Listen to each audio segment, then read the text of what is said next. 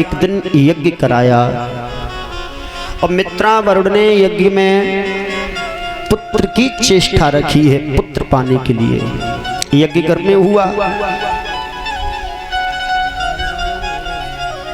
यज्ञ में जो भाग लेते हैं ना, और जो लोग घर पर या बाहर यज्ञ कराते हैं, उसका फल विधि के विधान ने बहुत सुंदर बताया है। वेद भी कहता है इस चीज को, पुराण भी कहता है, शास्त्र भी कहता है, भागवत भी इस बात को कहती है। होता है सारे विश्व में कल्याण यज्ञ से।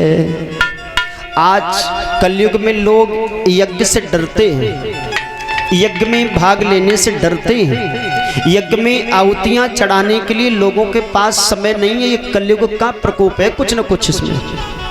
लेकिन शास्त्र कहते हैं, ऋषियों ने कहा है, संतों ने कहा है, वेदों के पन्नों में ये छिपा।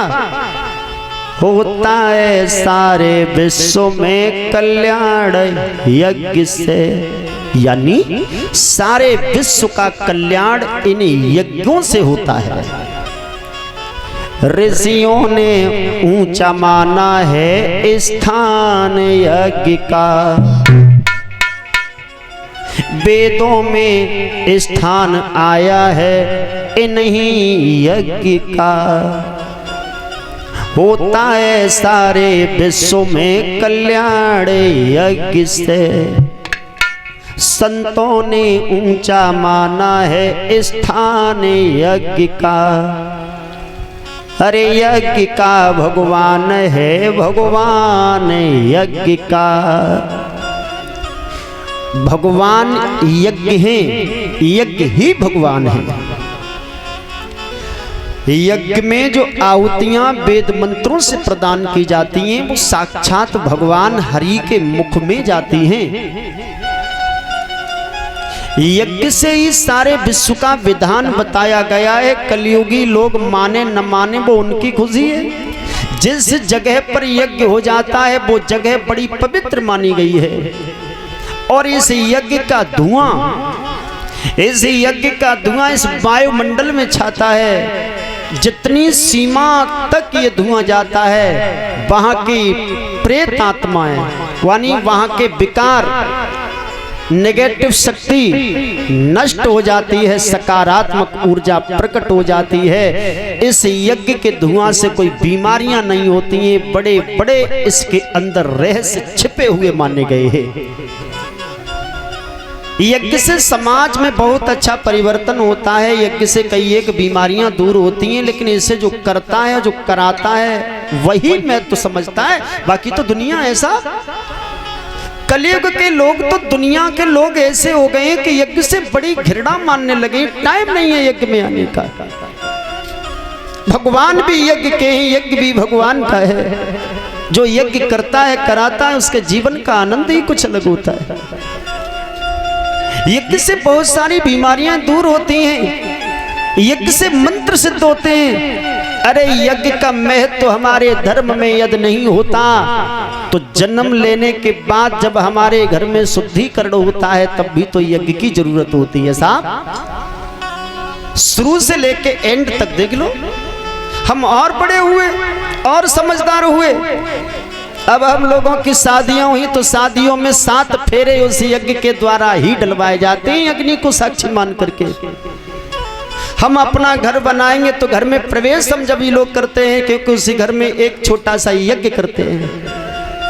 बिना यज्ञ के हम लोग प्रवेश कहीं कर नहीं सकते हैं। और जब हम दुनिया में मरते हैं, मरने के बाद जब आत्मा को शांति देते हैं, तब भी तो यज्ञ की ही जरूरत होती है। तो इस यज्ञ से सारा विधान होता है, लेकिन हम लोग जीते जी यज्ञ की महिमा नहीं समझ पाते हैं।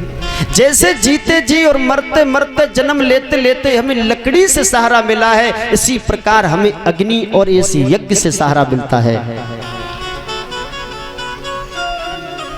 100 रुपया श्रीमान मनोज कुमार राजपूत और 101 रुपया जगराम सिंह मास्टर साहब।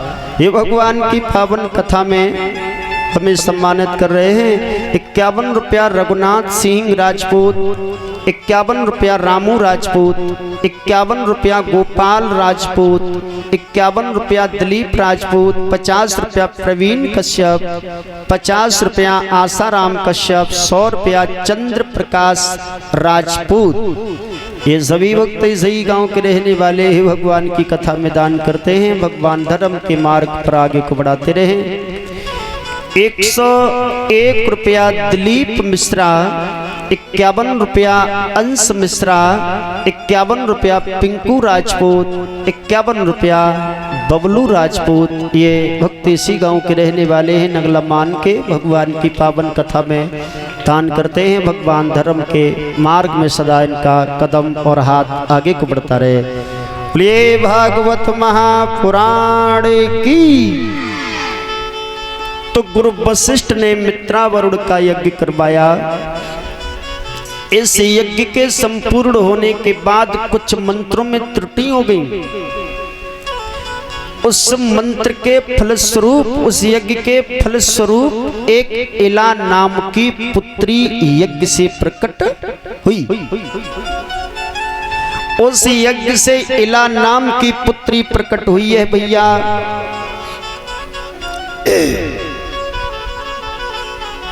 गुरु वशिष्ठ ने भगवान नारायण की स्तुति की है। भगवान की स्तुति के कारण वही इला नाम की लड़की लड़के में बदल गई। यानी गुरु वशिष्ठ ने यज्ञ किया, उस यज्ञ से लड़की हुई। मित्रावरुण ने कहा है भगवान हमने इस लड़की के लिए यज्ञ नहीं किया था, एक पुत्र हो जाता तो मेरा वंश आगे बढ़ जाता। बार बार विनम्र निवेदन किया तो गुरु वशिष्ठ ने नारायण भगवान का ध्यान किया है, स्तुति की है। उनकी कृपा से वही लड़की लड़का बनी है फिर, जिसका नाम पड़ा है सुदुम्ब। लड़की से लड़का बनाया गया जिसका नाम पड़ा है सुदुम्बो, क्योंकि ये मंत्रों का खेल था साहब। आज भी मंत्रों में वो ताकत है कि अच्छे अच्छे वृक्षों को सुखा सकते हो। आज भी मंत्रों में वो दम है, लेकिन मंत्रों को सिद्ध करने वाला कोई हो। ये बीमारियां जितनी चल रही हैं, पहले इनके लिए इंजेक्शन नहीं होते थे, ये तंत्र मंत्र से ही कामयाबी ली जाती थी साहब। व्यास पुत्र श्री सुखदेव महाराज बता रहे हे राजन, वही सुदुम्ब नाम का पुत्र जब हुआ अवध का राजा बना है। एक दिन सुदुम्ब महाराज घोड़ा पर सवार होकर के वन गमन कर रहे थे, यानी वन विहार के लिए जा रहे थे, घूमने के लिए जंगलों में जा रहे थे। तो भैया क्या हुआ, सुदुम्ब महाराज घोड़ा पर सवार हैं और ये चलते चलते संग में सिपाही भी बहुत सारे हैं, फौज भी है। तो ये अंबिका वन में पहुंच गए हैं। अंबिका वन में जैसे ही राजा सुदुम्ब ने अपना घोड़ा आगे बढ़ाया, जैसे ही कदम पड़ा है अंबिका वन की सीमा में, तो राजा सुदुम्ब नर से नारी बन गया। उस वन में घुसते ही घुसते राजा रानी बन गया, घोड़ा घोड़ी बन गया। अरे लोगों देखिए किस्मत, जन्म हुआ यज्ञ से तो लड़की, फिर गुरुदेव की कृपा से लड़की से लड़का बनाया। और समय आने पर वही लड़का सुदुम्ब जंगल में पहुंचा तो जंगल में कदम रखते ही रखते नर से नारी, लड़का था फिर लड़की बन गया, घोड़ा घोड़ी। अब राजा बड़े अचंभे में फंस गया, भाई ये हुआ क्या, अभी तो हम राजा थे लेकिन स्त्री बन गए। एकदम घोड़ा पीछे लौटाया, जंगल से बाहर हुए लेकिन कुछ असर नहीं पड़ा। अब तो बाहर रानी खड़े हुए पछता रहे हैं, भगवान ये क्या हुआ। श्री सुखदेव जी महाराज ने बताया उस अंबिका वन में ऐसा क्या था जो कोई नर जाता था वो नारी बन जाता था। ऐसा क्या था उस अंबिका वन में? कवियों ने कल्पना की है उसमें जंगल को एक श्राप लगा हुआ था। उस अंबिका वन को एक श्राप लगा हुआ था। श्राप, वो श्राप किसने दिया? वो श्राप जो दिया था देवों के देव महादेव भगवान शंकर ने। शंकर जी ने श्राप क्यों दिया?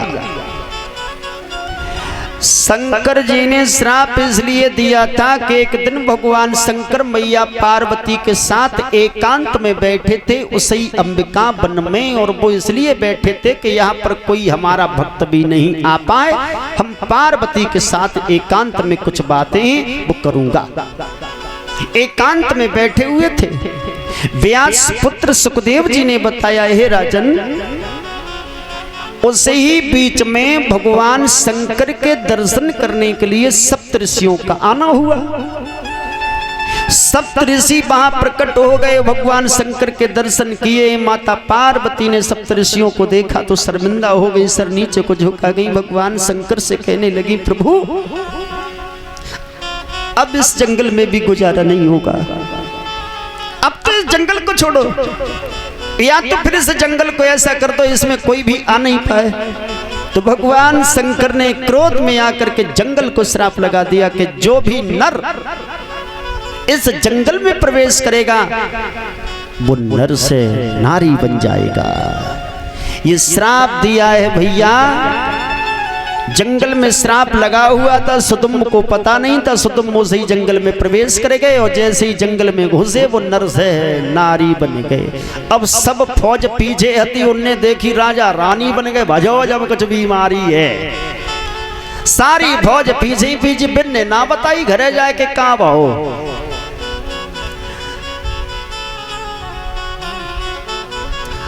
अब भैया सुदुम्न नर से नारी बने वहां खड़े। इसी बीच में 51 रुपए कुमारी शोभा और 51 रुपए कुमारी अंशिका की तरफ से, इसी गांव की रहने वाली हैं, भगवान की पावन कथा में दान करती हैं। भगवान से कामना करता हूं उन्हें धर्म के मार्ग पर प्रभु सदा आगे को बढ़ाते रहे।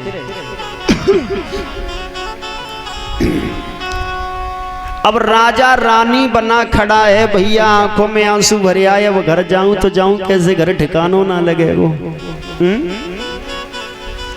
कोई विश्वास नहीं मानेगा, अब कहा करें। तो उन्होंने अपने गुरु वशिष्ठ को ध्यान करो, गुरुदेव का ध्यान किया, स्तुति की है। तो गुरु वशिष्ठ वहां प्रकट हुए। पूछा क्यों बुलाया? जवाब दिया, गुरुदेव मैं आपका शिष्य था, जो आपने यज्ञ किया था उस यज्ञ में हम एक लड़की के रूप में प्रकट हुए। तो तुम्हारी कृपा से लड़की से लड़का बने, और भगवान की ऐसी कृपा भाई हम फिर लड़का से लड़की बन गए। अब प्रभु कुछ उपाय करो। वशिष्ठ महात्मा बोले ऐसा क्यों हुआ? बोले गुरुदेव बता नहीं सकते, इसी जंगल में जैसे ही मैं घुसा था तो नर से नारी बन गए। वशिष्ठ जी महात्मा ने ध्यान धर के देखा है इस वन को तो श्राप लगा हुआ है, शंकर जी ने श्राप दे दिया, बड़ी भूल हो गई तुमसे। वशिष्ठ महात्मा ने जगत जननी जगदम्बा का ध्यान किया तो वहां जगत जननी जगदम्बा माता पार्वती प्रकट हो गई। पार्वती से कहा है, देवी तुम्हारे पति देव ने इस जंगल को श्राप लगा दिया था, इस जंगल में हमारा शिष्य भूल से भूल कर गया और वो नर से नारी बन गया है। अब तुम हमारे शिष्य को जैसा का तैसा बना दो। पार्वती कहने लगी, वशिष्ठ माफ करना, हमारे बस की बात नहीं है, ये पति का श्राप है। वो ही कर सकते हैं जो भी करेंगे, नहीं हम नहीं करेंगे। मना कर दिया। वशिष्ठ महात्मा ने कहा है, मां तुम यदि हमारे शिष्य को जैसा का तैसा नहीं करोगी तो मैं तुम्हारे पति को श्राप दे दूंगा। अरे लोगों, संत की वाणी कभी मिथ्या नहीं जाती है। माता पार्वती ने कहा, हे ऋषिवर, हे तपस्वी, श्राप मत देना, ज्यादा तो नहीं कर पाऊंगी, इतना कर सकती हूँ, तुम्हारा शिष्य जो है 1 महीना नर बन करके रहेगा और 1 महीना नारी बन करके रहेगा। तो वशिष्ठ महात्मा बोले इतना ही है जाए भाई ठीक है, बाकी तो मामलों सब गड़बड़ है ही है, और जो मिले भाई वो। तो जगत जननी की कृपा से 1 महीना नर और 1 महीना नारी बन करके सुदुम्ब रहने लगे। अब धीरे धीरे समय व्यतीत होता हुआ चला। जब महीना आ जाता है पुरुष बनने का तो राजा अपने राज्य में चला जाता है। 1 महीने तक राज्य करता है और 1 महीने में समय जैसे ही आता है नारी बनने का तो 2 दिन पहले से ही राजा घर छोड़ करके उसी जंगल में आ जाता है। फिर नारी बन करके 1 महीना समय बिताता है। अब सुदुम्ब 1 महीना नर और 1 महीना नारी बन करके रहने लगे। लेकिन भैया एक दिन घूम रहे थे नारी बने तो उसी अंबिका वन से थोड़ी दूर चंद्रमा के लड़का बुद्ध की कुटिया आती। बुद्ध की, चंद्रमा का पुत्र बुद्ध, ये वही बुद्ध है, ये वही बुद्ध हैं जो गुरु बृहस्पति की पत्नी तारा चंद्रमा लेकर के चला गया था। उस तारा के गर्भ से बुद्ध का जन्म हुआ था। ऐसा क्यों? कभी कल्पना करते एक बार गुरु बृहस्पति ने अपने घर में यज्ञ किया है तो चंद्रमा को भी बुलाया है। चंद्रमा देखने में बड़ा सुंदर था।